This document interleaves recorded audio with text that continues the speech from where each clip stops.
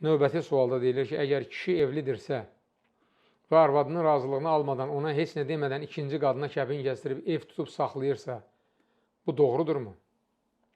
Əlbəttə ki, doğru deyil. Peyğəmbər sallallahu aleyhi və səlləm evliliyin elan edilməsini vacib buyurub. Sahabələrdən kimsə belə şey edibmi? Evlilik elan edilməlidir. Niyə? Çünki iki qadından hər birindən, məsələn üçün, övlad dünyaya gəldi. Bu övladlar böyüdü. Bir-birini tanımadan bir-biri ilə evləndi, ailə qurdu. Bu haram əməlin günahı kimin boynunda olacaq? Birinci məsələ. İkinci məsələ. Ata birdən qəfil öldü. Kimin nə qədər miras alacağını, kimə nə qədər miras qalacağını, bunu necə ispat edəcəklər?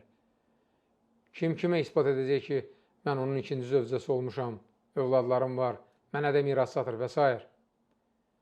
Bəli, qadın qısqancdır. Qadın istəmir ki, əri ikinci qadınla ailə qursun. Bunun üçün nə edə bilər? Şəriət icazə verir.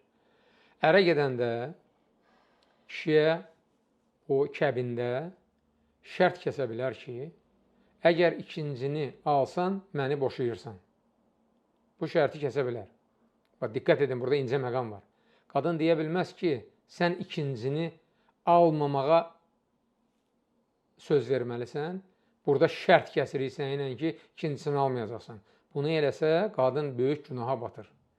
Çünki Allah ikinci, üçüncü, dördüncünü almağa kişiyə icazə verir. Qadının ixtiyarı çatmır ona, Allahın izin verdiyi bir şeyə qadağa qoysun.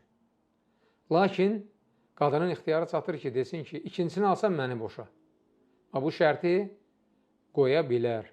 Necə ki, Peyğəmbər sallallahu aleyhi və sələmin vaxtında bilirsiniz, belə bir hadisə olur və sahabələrdən biri Əbu Cəhlin qızını almaq istəyəndə o sahabənin həyat yoldaşı buna razılıq vermir.